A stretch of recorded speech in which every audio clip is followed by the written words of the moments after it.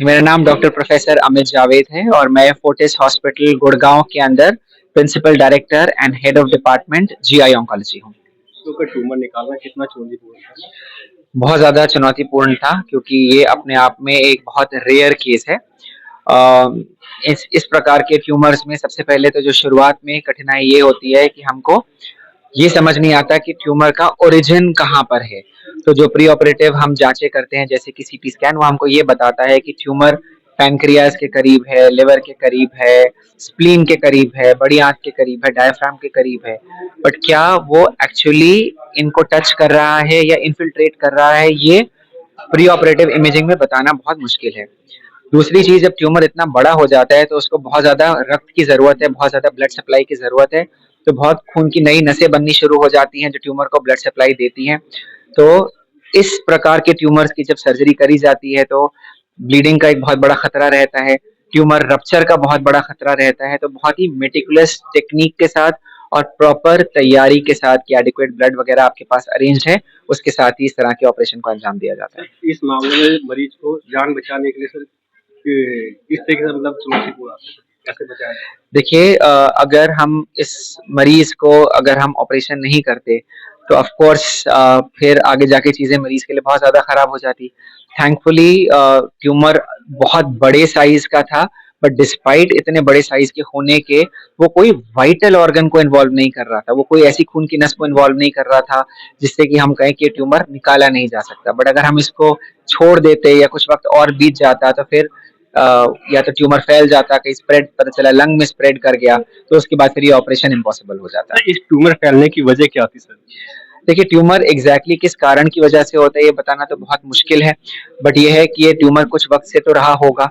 And शुरुआती जब बीमारी की शुरुआत होती है तो शुरू में कोई सिम्टम्स नहीं होते, और जब ट्यूमर इतना मैसिव साइज का हो जाता है तो पेशेंट को वेट लॉस होना शुरू हो जाता है, भूख लगनी बंद हो जाती है, एडजेसेंट ऑर्गन्स कंप्रेस होने शुरू हो जाते हैं और उसकी वजह से मरीज को सिम्टम्स आने शुरू हो जाते हैं। इस सर्जरी में कोई एडवांस टेक्निक का यूज हुआ या ऑफ कोर्स नहीं, सिंपल सर्जरी नहीं है, बहुत कठिन सर्जरी है। तो इसके अंदर शुरुआत से ही हमने एक एक स्टेप पे proper planning, proper imaging, proper investigation की हम बहुत अच्छे से डिलिनेट करें कि ये ट्यूमर कहाँ से अराइज कर रहा है। दूसरी बात, तैयारी प्रॉपर तरीके से करें, जो जो हमें इंस्ट्रूमेंटेशन चाहिए, लेटेस्ट टेक्निक चाहिए। जब हम ट्यूमर को रिमूव करते हैं तो हमको ब्लीडिंग कंट्रोल करने के कुछ यंत्र होते हैं स्पेशलाइज्ड, तो उनका इस्तेमाल करना, एडिक्वेट ब्लड को अरेंज करना। तो इन सब तैयारियों के साथ ही हम इस तरह के ट्यूमर्स को के अंदर वेंचर करते हैं। दूसरी चीज हमको ये भी इम्पोर्टेंट होती है कि पोस्ट ऑपरेटिव और ऑपरेशन के दौरान you should have a good anaesthesia team, post operative निगरानी में रखना, अच्छी आईसीयू केयर करना। तो ये सारी की सारी चीजें मिलके ही एक अच्छे अंजाम को डिटरमिन करती है। सर इस वजह से आम लोगों के लिए क्या सीख है सर? इसके लिए दो बहुत इंपॉर्टेंट चीजें हैं इसके अंदर कि शुरुआती जो सिम्टम्स होते हैं कैंसर के वो नॉन स्पेसिफिक होते हैं। तो कोई भी अब नॉर्मल सिम्टम हो रहे हैं तो आप उसको इग्नोर ना करें। छोटी सी चीज जैसे कि पेट फूलना, यूजली हम गैस को उसको एट्रीब्यूट कर देते हैं, बदहजमी को एट्रीब्यूट कर देते हैं। तो कोई भी चीज जो असाधारण आपके साथ हो रही है तो उसमें हमेशा डॉक्टर का आप ओपिनियन लें, डॉक्टर से जाके परामर्श करें। दूसरी जो बहुत इंपॉर्टेंट चीज है वो ये है कि इतने बड़े ट्यूमर के अंदर भी क्योर हो सकता है, क्योंकि काफी बार जब ट्यूमर इतना बड़ा साइज ले लेते हैं, पेशेंट अपने करीबी डॉक्टर के पास जाते हैं, वो देखते हैं और वो कहते हैं कि ये तो ऑपरेशन करके निकाला नहीं जा सकता, और एक तरह से मरीज को कंडेम कर देते हैं।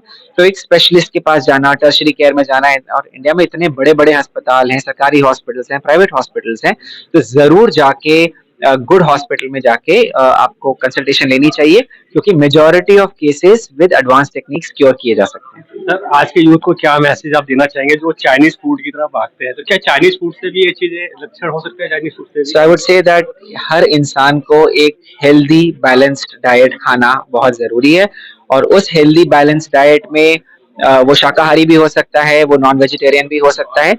Adequate carbohydrates, adequate fat, adequate protein, vitamin and minerals, and जितना हो सके फास्ट फूड, जंक फूड जितना अवॉइड कर सके उसको अवॉइड करने की कोशिश करनी चाहिए। सर एक मतलब कोई डाइट ऐसी बताएंगे वेज में या नॉन वेज में जो इंसान को रेगुलर खानी चाहिए? कितना प्रोटीन खाना चाहिए, कितना कैल्शियम वगैरह कुछ थोड़ा बताइए।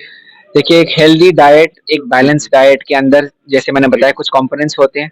तो प्रोटीन एक इंपॉर्टेंट कंपोनेंट है, carbohydrates, fats, minerals and vitamins, right. तो हमें अगर एक बैलेंस डाइट बनाना है तो प्रोटीन की मात्रा एक नॉर्मल इंडिविजुअल की 1 से 1 टू 1.2 ग्राम्स पर केजी की रिक्वायरमेंट होती है। एक एक्टिव इंडिविजुअल के लिए वो 1.5 टू 1.8 ग्राम्स पर केजी भी हो सकती है। तो हमको डिफरेंट फूड सोर्सेज में किसमें कितनी प्रोटीन की मात्रा है, किसमें कितनी कार्बोहाइड्रेट है, और अपनी स्टेटस के हिसाब से कि आपकी कितनी उम्र है, आपका कितना बॉडी वेट है, उसके हिसाब से एक प्रॉपर तरीके से डाइट को प्लान करना चाहिए। थैंक यू हमसे